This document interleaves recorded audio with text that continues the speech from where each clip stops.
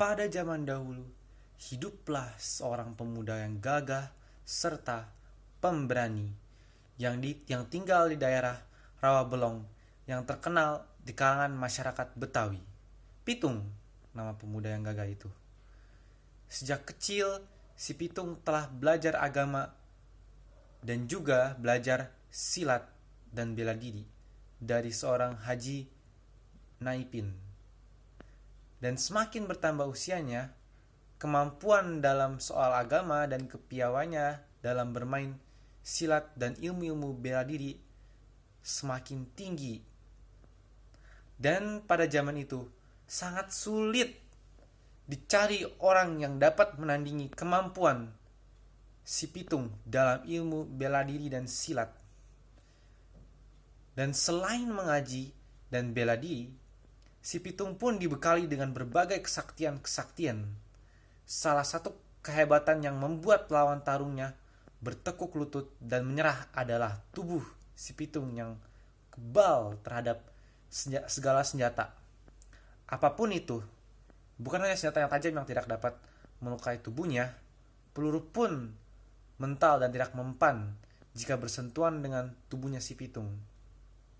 Kemudian si Pitung menjadi pendekar yang disegani oleh kawannya dan ditakuti oleh lawannya. Selain dikenal sebagai orang yang ahli dalam mengaji dan pandai bermain silat, si Pitung juga dikenal sebagai orang yang berakhlak baik terhadap sesama masyarakat, terutama kaum-kaum miskin yang lemah. Kemudian, si Pitung adalah seorang yang selalu membela yang lemah dan teraniaya. Maka betapa marahnya dia dan gusarnya ketika melihat kesewenang-wenangan kompeni Belanda yang memperlakukan rakyat Betawi secara semena-mena. Begitupun juga dia marah terhadap para tauke atau majikan dan juga tuan-tuan tanah yang hidup senang-senangan sementara rakyatnya hidup miskin, melarat dan juga menderita karena memeras rakyat. Rakyat Betawi yang miskin tambah miskin dan yang menderita semakin menderita. Si Pitung pun tidak bisa membiarkan kejadian ini terlarut. Kemudian dia merasa harus melakukan sesuatu demi memperbaiki rakyat di sekitarnya. Kemudian dia juga ingin memberi pelajaran terhadap para kompeni, para takwe, dan para tuan-tuan tanah. Kemudian si Pitung menyusun dan membuat sebuah rencana untuk melakukan hal tersebut. Langkah pertama yang dia harus lakukan adalah mencari orang-orang yang sependirian dan juga sependapat dengannya. Kemudian telah ditemukan 2 orang sahabatnya, yaitu Rais dan juga Ji. Ternyata juga sepaham dengannya. Mereka pun sepaham dengannya dan juga pada akhirnya mereka pun menggagas untuk melakukan tindakan untuk menolong para rakyat miskin. Si Pitung, Rais, dan juga Ji melakukan perampokan terhadap para tauke-tauke dan tuan-tuan tanah kaya yang berpihak pada kompeni Belanda. Dan kemudian hasil rampokannya itu lalu dibagikan kepada para rakyat miskin. Rakyat miskin dan mereka yang tertindas serta teraniaya oleh para kompeni Belanda dan juga para tauke amat berterima kasih mendapat bantuan dari si Pitung dan teman-temannya. Namun demikian, sepak terjang si Pitung sangat meresahkan para tauke dan para tuan tanah. Mereka merasa terancam dan juga terganggu pemerasan rakyatnya. Karena semenjak ada Pitung, mereka tidak dapat memeras rakyat dan juga harta-harta mereka telah dicuri oleh si Pitung dan juga teman-temannya.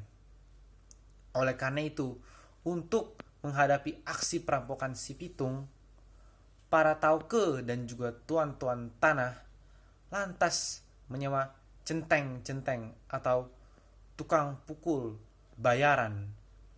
Mereka mencari para centeng yang dikenal mempunyai kemampuan silat dan ilmu bela diri yang tinggi dan mereka bersedia untuk membayar harga yang mahal dan juga tinggi jika para centeng-centeng itu mampu menjaga harta benda mereka agar tidak dirampok oleh si pitung dan teman-temannya. Mereka pun mencari hingga ke daerah-daerah yang jauh. Meski demikian, para centeng-centeng yang terkenal mempunyai kemampuan silat dan juga bela diri yang tinggi itu tidak berdaya dan juga kalah menghadapi si pitung dan kawan-kawannya. Harta kekayaan para tauke dan para tuan-tuan tanah jahat itu tidak mampu mereka jaga dengan baik. Para tauke dan juga tuan-tuan tanah akhirnya melaporkan kejadian yang mereka alami itu kepada pemerintah kompeni-kompeni Belanda. Dan kemudian pemerintah kompeni Belanda pun lantas mengirimkan pasukan-pasukan bersenjata untuk memburu dan juga membunuh si pitung. Akan tetapi, menangkap si pitung dan kawan-kawannya bukanlah hal yang mudah. Selain itu, serangan-serangan mendedaknya sangat merugikan pasukan-pasukan Belanda dan juga meresahkan mereka. Rakyat-rakyat pun membantu pelindungan bagi si pitung karena si pitung telah melakukan banyak hal baik kepada mereka dan kawan-kawannya sehingga pitung dan kawan-kawannya sulit untuk ditemukan oleh para kompeni Belanda. Tapi kemudian pemerintah kompeni Belanda lalu menerapkan siasat lain.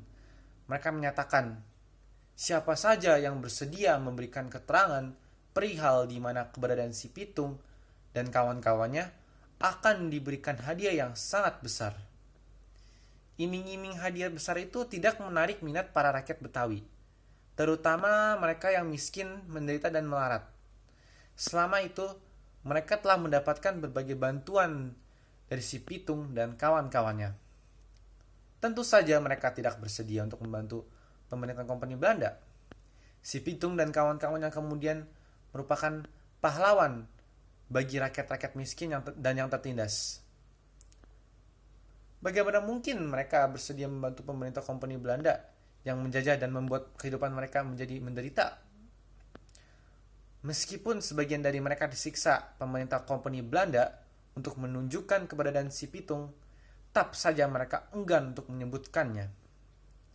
Sementara pemerintah kompeni Belanda disibukkan mencari keberadaan si pitung dan kawan-kawannya. Si pitung dan kawan-kawannya pun terus melakukan aksi mereka. Mereka melakukan perampokan dengan target para tauke dan para tuan tanah yang kejam dan jahat. Hasil rampokannya tersebut tetap mereka bagikan kepada rakyat miskin yang membutuhkan. Apa yang harus dilakukan pemerintah Belanda? Seperti yang dilakukan daerah-daerah lain di Indonesia, pemerintah kompeni Belanda melakukan siasat yang licik. Mereka menangkap orang tua si pitung dan memenjarakannya. Selain itu, mereka juga menangkap Haji Naipin dan memenjarakannya. Mereka menyiksa orang tua si pitung dan Haji Naipin agar bersedia memberitahu keberadaan si pitung dan kawan-kawannya dan juga rahasia kesaktian terutama ilmu kebal si pitung. Kemudian si pitung dan kawan-kawannya itu diserang oleh pasukan kompeni Belanda dan betapa kejinya mereka menyiksa kedua orang tua si pitung dan juga Haji Naipin dengan siksaan yang melewati batas-batas kemanusiaan. Tidak tahan dengan siksaan yang sangat pedih itu, orang tua si pitung akhirnya memberitahu di mana keberadaan si pitung dan kawan-kawannya. Kemudian si Haji Naipin yang sangat menderita karena siksaan yang dialaminya, akhirnya juga memberitahu rahasia kesaktian si pitung. Rahasia kesaktian si pitung adalah jika tubuh si pitung terkena telur busuk, maka kekebalan tubuhnya akan menghilang.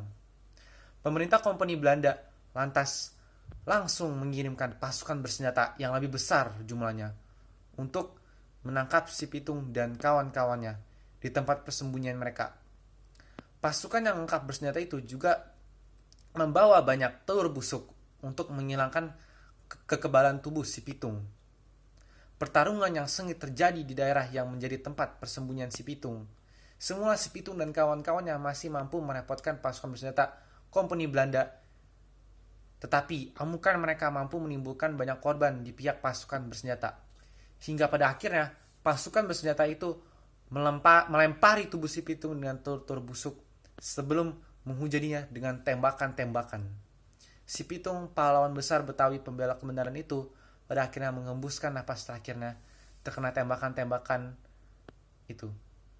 Dan pada akhirnya si Pitung meninggal dunia sebagai pembela rakyat miskin dan tertindas akibat kekejaman dan kesewenang-wenangan para penjajah Belanda. Terima kasih Bu Sari telah menonton video saya, semoga bermanfaat.